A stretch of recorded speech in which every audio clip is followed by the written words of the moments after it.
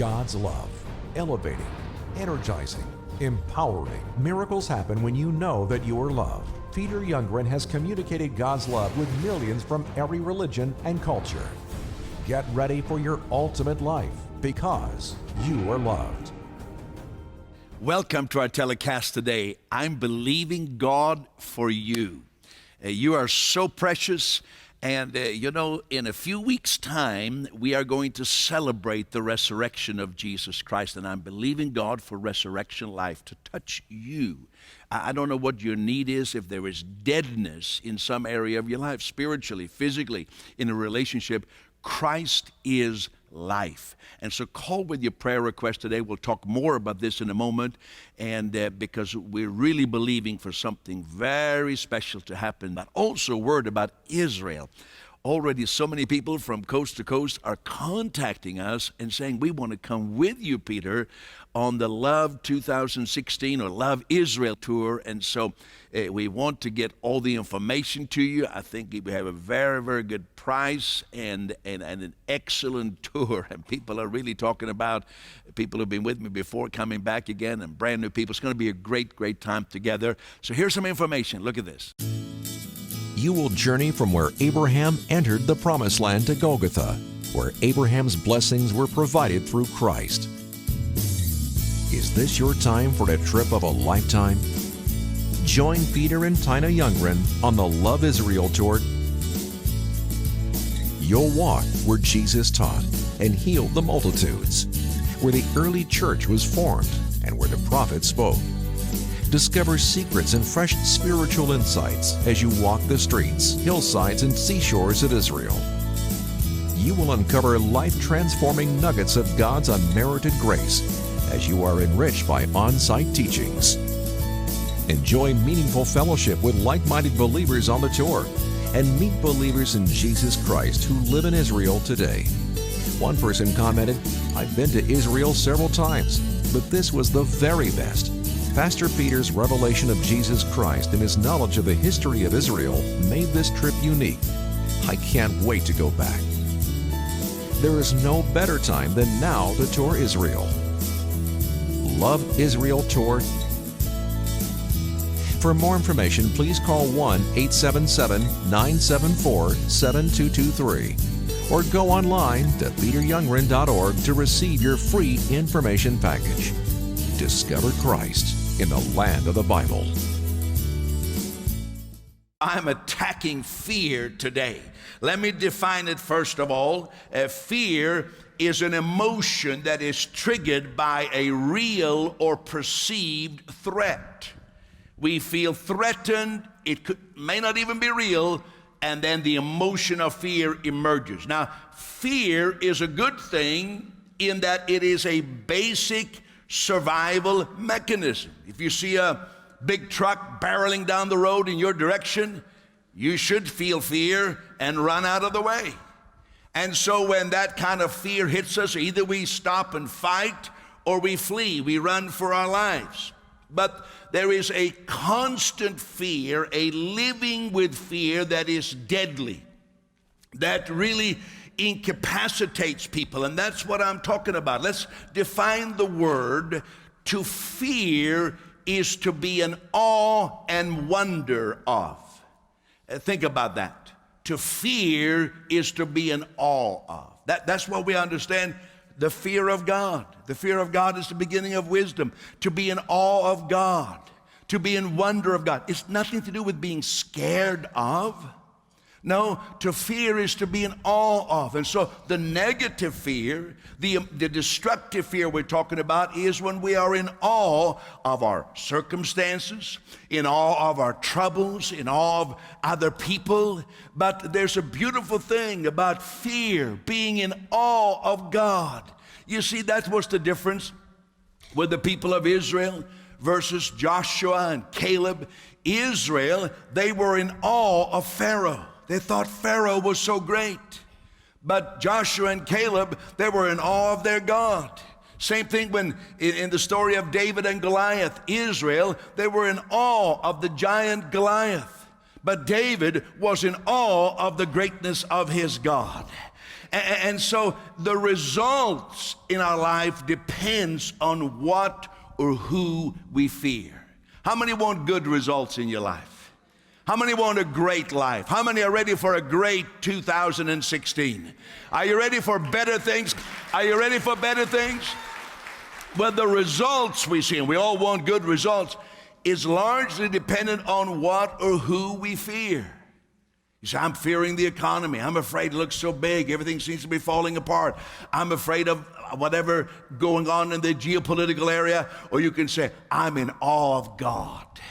The results in our life depends on who we are in awe of. Now, Jesus told us that there would be reasons to fear. Jesus said in Luke 21:25, he said, there will be distress of nations with perplexity. That word perplexity is the word aporia, which means that there's no way out. People feel like there's no place to hide. And in the next verse, verse 26, Jesus says, men's hearts failing them from fear. I mean, here it says flat out that heart failure can be caused by fear. Phobias. You know, years ago, I tried to look up how many phobias there were. Well, because it was a long list. Now, I tried to do the same thing yesterday. I thought I'm going to go and find out how many phobias there are. And I tell you, that list has been enlarged since I checked it last. I mean, just under the letter A, there are so many phobias. And then B, each letter had its own lengthy list of phobias. People have all kinds of things they're afraid of. And the truth of God's word and the revelation of Jesus is that the love of God in our hearts is the antidote for fear. Now, I remember one case, a lady that I saw the Lord Jesus Christ deliver from fear. I heard about her through her mother, and her mother says, well, she will never come to a meeting, she will never go to a public place, and she described this condition of this girl who had a phobia of germs, a fear of people and germs that supposedly travel with people, and so she would bath herself 4 or 5 times a day, scrubbing herself so that her flesh was raw, and she would not be in any public place. So, of course, this kind of person is not easy to invite to church. Goes without saying, but somehow I was able to convince the mother. I said, you know, you tell your daughter, I will meet her in a room together with you, and she can be at the far end of the room, and I'll be at the other end, okay? And so that's what I did. I was sitting, you know, far away, and I began to minister this love of God. You know, the love of God, I'm not saying medication can't help people. That's for you to decide, but I do tell you, the love of God sets you free. And that girl was restored and was able to fellowship and join her community of people. Fear is a deadly, incapacitating force. How does it work? Let me break it down. Well, it paralyzes the mind and the body. You know, somebody could be in a burning house and they're firemen with a blanket to catch them, and they can't jump out of the second story or the third story because it's like the body is frozen, rigid with fear. The Bible teaches us many examples of people who were paralyzed. The word fear not is found 366 times in the Bible. Fear is one of the root causes of what we call psychosomatic diseases. What happens is that there's this constant sense of threat, and it weakens the immune system. And scientists tells us all kinds of sicknesses, not only heart failure, colitis, arthritis, diabetes, digestive disorders, etc., can be caused by fear. You know, we name a sickness often by the symptom or the body part that it attaches it to, and we can even with surgery remove that body part. But really what this does, it deals with the primary cause. I want every one of us to be ready to receive God's love in an awesome way, because every one of us are attacked by fear. Now, some people say, I don't have any fear. Well, they're not telling you the truth. Everybody has fears, but strong people are willing to admit it and say, I need help. I am not going to let fear hinder my progress. I'm not going to let fear stop me. So I'm willing to say that my natural tendency, if left on my own, I would have fear. But I'm willing to say, God, I receive your love, which is the antidote for fear. Fear makes people incapable of making decisions, makes people dysfunctional. You know, you lose creativity. People may just sit and, stare out the window for hours, not able to do anything. People rob and lie and steal to compensate for a fear. Wars start because of fearful suspicion between nations. One of the definitions in the Bible for fear is this feeling of being enclosed. In Isaiah, you have this picture in chapter 24, and I'll just give you some of it. Fear and the pit and the snare. He who flees from the noise of the fear shall fall into the pit, and he who comes up from the pit shall be caught in the snare. In other words, whatever way you go, there's no way out. There's noise. And then you run from the noise and you fall into the pit. And then you jump out of the pit and there's a snare. And when you try to escape that, you're back into the pit. It's this feeling of dread, like the bottom fell out, or like you're in a house and the walls are coming closer and the ceiling is getting lower. I guess that's what you call claustrophobia. It's a mental paralysis. People usually, they like to think I operate by logical and rational thought, but logic and thought goes out the window, and in comes these chaotic emotions. The Bible used the word perplexity, anxiety. One of the ways the Bible describes this, it says, our hearts melted. And we don't say that today, our hearts melted. We say, I had an emotional meltdown. Same thing. Fear, if you diagnose it, it lives in the past and in the future. God lives in the present. Fear lives in the past. Remember the people of Israel? Oh, if we could go back to Egypt. Oh, the cemeteries were nicer there. Never mind the garlic and the cucumbers. But the future, I don't know about that. That looks risky. Oh, we better just stay where we are. Fear lives in the past and the future, but God is now. See, that's how fear operates. It's like a mole, that's burrowing its way underneath into the past to kind of blame and explain.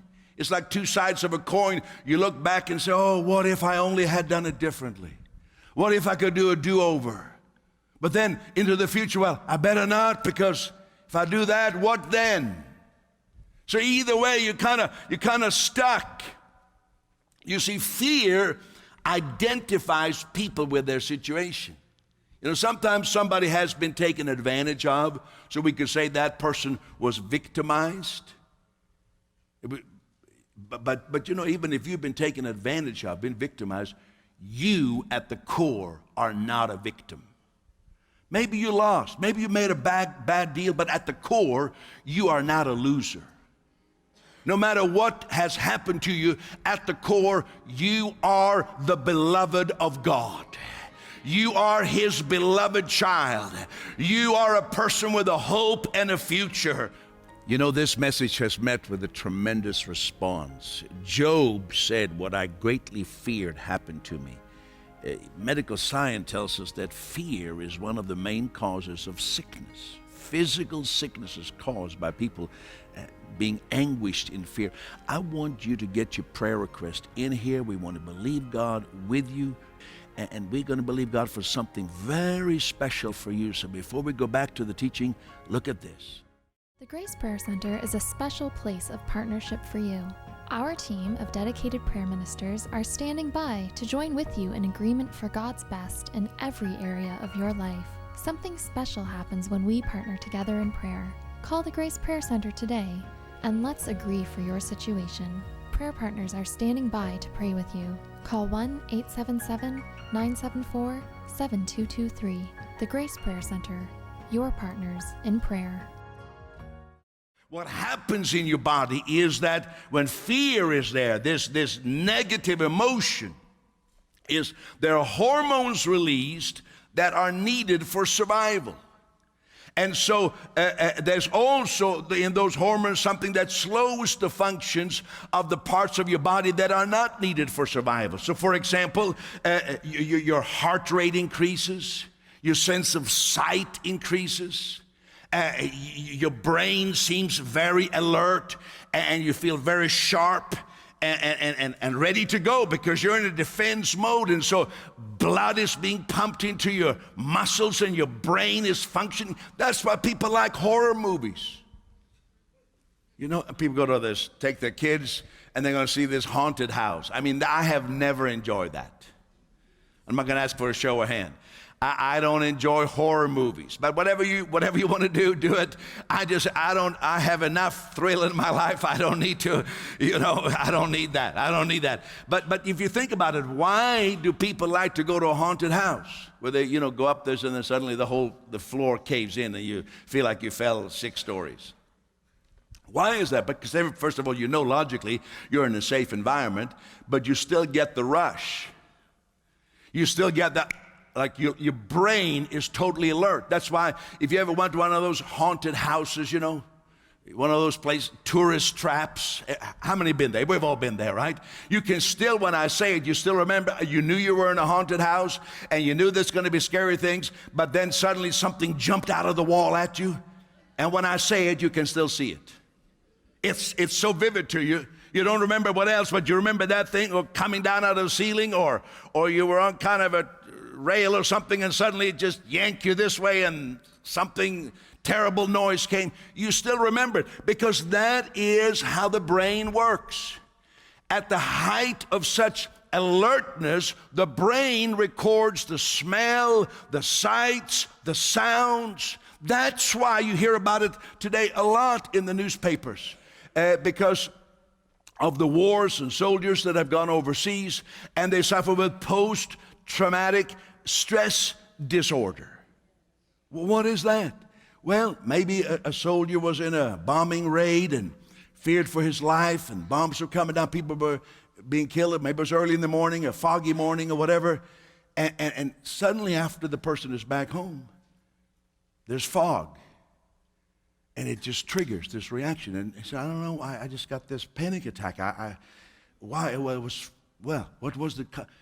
Because that fog, they may not even know it was foggy when the bombs fell. And fog triggers that. But it's not only soldiers coming home from the battlefield. There can be things in every person's life that triggers this negative, panicky feeling. And I want to speak with all the love of God in my heart today. There's a better life for us, friends.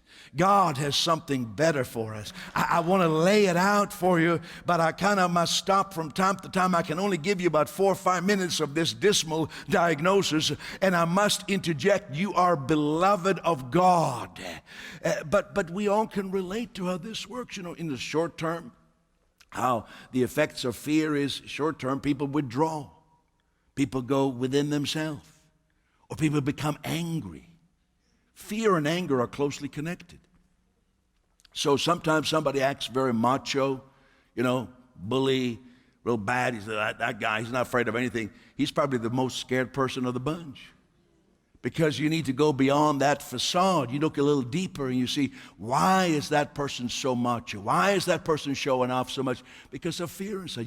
Maybe you have somebody like that you're trying to help. Think about it. Think about what's the real reason. The love of God is the answer. Then you have the long-term effect. Anything that you practice long enough, you become good at.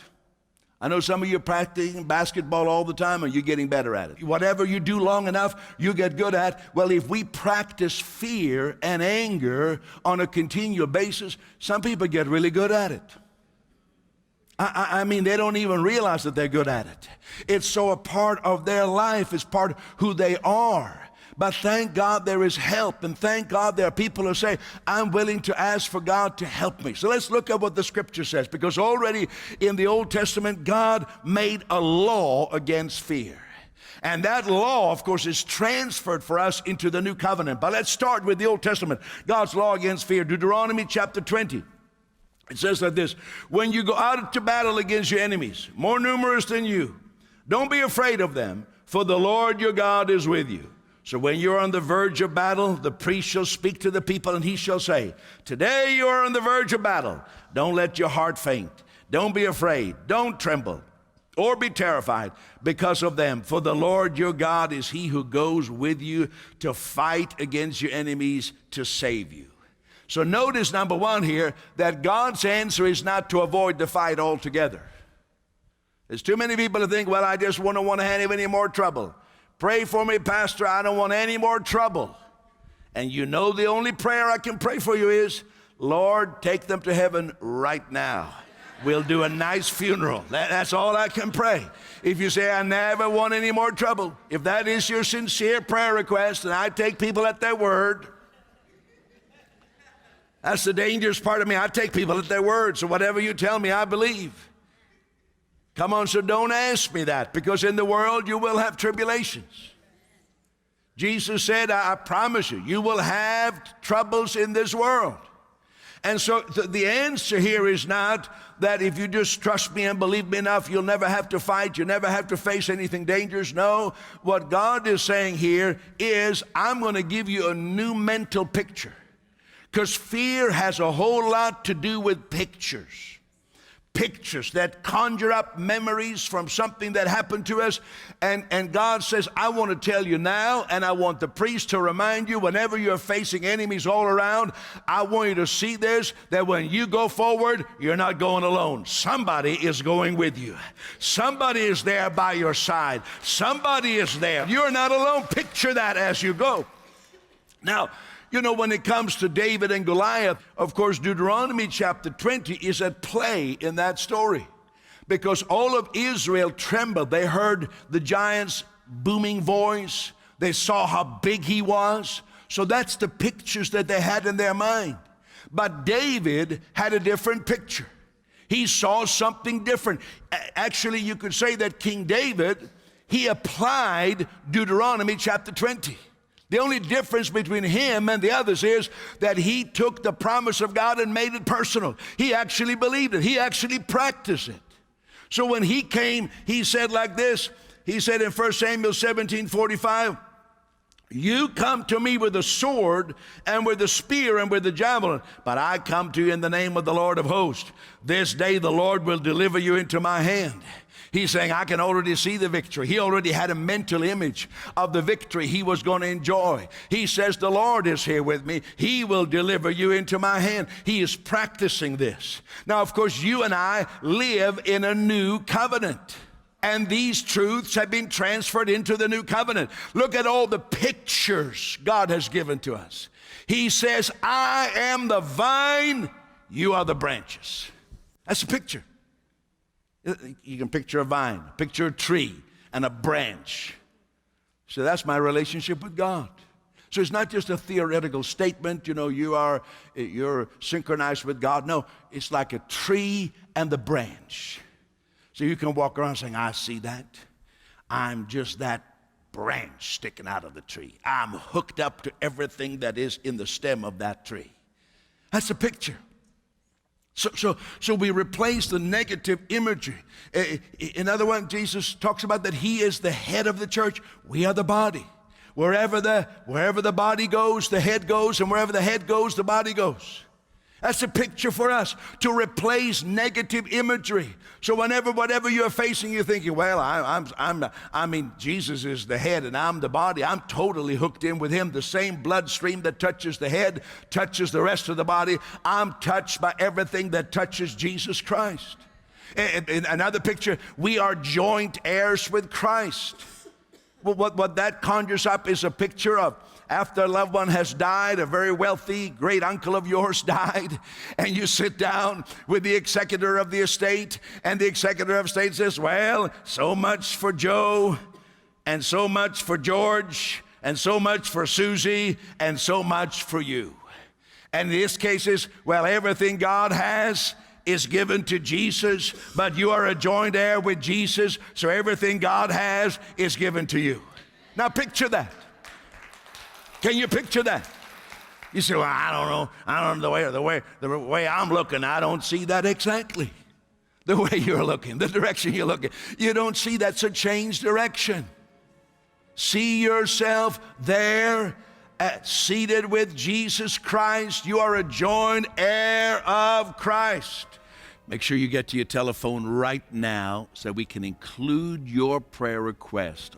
Thank you for your seed gift for missions. Thank you for participating. We are just now in a big expansion, reaching millions of people with the gospel. But really, I want you to get your prayer request in. We'll pray as soon as we hear from you, and then we'll include your name and your prayer request on the prayer altar. I don't know how God is speaking to you to sow a seed from your life in faith for the gospel to touch other people, which Jesus told us to do, and then God will cause that seed to be multiplied back to you.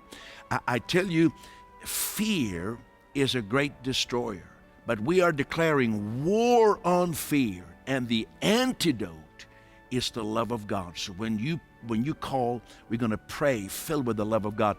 Make sure you get your request included. Here is how. God bless you. VIP Partner takes to heart the words of Jesus. Go into all the world and preach the gospel to every creature. V stands for visionary. God's vision is that none will perish. And that's the vision of a VIP partner. I stands for important. The gospel is the supreme task that Jesus gave to every believer. And a VIP partner says, Lord, here am I. Send me. Lord, I'm available. P stands for partnership. 2,000 years ago, Paul the missionary wrote, I thank God for your contributions and partnership in advancing the good news from the first day you heard it until now. The gospel has always advanced because of partnership, and it is still the same. World Impact Ministries operates the only 24/7 Christian television channel in the world's largest Muslim city. Many hear and respond to the gospel for the first time. Great gospel campaigns reach millions as people see Jesus Christ alive today, touching, healing, and lifting. Hearts are touched and multitudes say yes to the gospel. Leadership seminars train thousands of pastors. Gospel television reaches around the world. At a time when many curse the barbaric evil and the darkness of Islamic terrorism, we shine the light of Jesus Christ where the darkness is greatest. The VIP family is about relationship with Christ and one another. The VIP family is about the gospel. It's a basic human right. Everyone must hear the gospel at least once. The VIP family is about people. Every person has immense value and is unconditionally loved by God. The VIP family is about making history by sending the message of Christ to those who have never heard. You're needed. Become a VIP partner. Many give $42 a month, $500 a year, or $84 per month, $1,000 a year, while others share $25, $50, or $200 each month. Each VIP partner will receive the striking gold-colored cross and globe pin, plus 6 unique teachings per year from Peter Youngren. Become a gospel VIP. Call 1-877-974-7223 now. Give monthly through your bank account or your credit card. Whatever the amount, this is urgent. Call 1-877-974-7223 or give online at peteryoungren.org. Thank you. Your partnership makes this ministry possible. To share your prayer request or to help bring the good news of Jesus Christ to thousands who have never heard, call 1-877-974-7223. You can give at www.peteryoungren.org or send your gift to World Impact Ministries at P.O. Box 2108, Vista, California 92085, 2108, or 190 Railside Road, Toronto, Ontario, Canada, M3A 1A3. Together, let's give everyone a chance to